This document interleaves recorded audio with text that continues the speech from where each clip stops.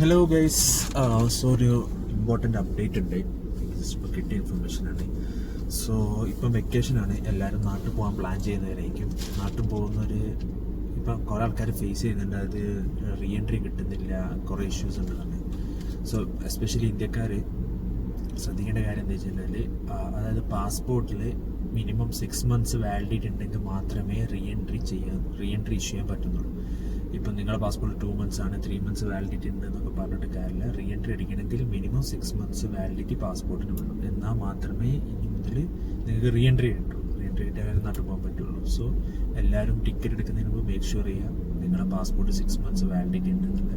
അതേപോലെ ഇപ്പം passport renew ചെയ്ത് കിട്ടാൻ കുറച്ച് ടൈം എടുക്കുന്നുണ്ട്. ഈവൻ ലൈക്ക് തത്കാലാണെങ്കിൽ അതൊരു 4-5 days എടുക്കുന്നുണ്ട്. എമർജൻസി കേസ് ആണ് 2 days, അല്ലാത്ത കേസിലാണെങ്കിൽ മിനിമം ലൈക്ക് ഒരു 3-4 weeks എന്തായാലും നിങ്ങൾക്ക് കിട്ടും. സോ ഇപ്പം ഈ അടുത്ത നാട്ടിൽ പോകാൻ പ്ലാൻ ചെയ്ത ആരെങ്കിലുമൊക്കെ ഉണ്ടെങ്കിൽ ഇതൊന്ന് മേക്ക് ഷുവർ ചെയ്യുക. എന്നിട്ട് നിങ്ങളുടെ പാസ്പോർട്ട് എക്സ്പയറി ഡേറ്റും കാര്യങ്ങളൊക്കെ ഒന്ന് ക്രോസ് ചെക്ക് ചെയ്യാം. ഓക്കെ, അല്ലെങ്കിൽ ടിക്കറ്റ് ക്യാൻസൽ ചെയ്യുന്നതിൻ്റെ നഷ്ടങ്ങൾ എല്ലാം കൊണ്ടും നഷ്ടങ്ങളായിരിക്കും. സോ മേക്ക് ഷുവർ എല്ലാം ഓക്കെ അല്ലേ, സോ ദാറ്റ് നിങ്ങൾക്ക് വെക്കേഷൻ എൻജോയ് ചെയ്യാൻ പറ്റും.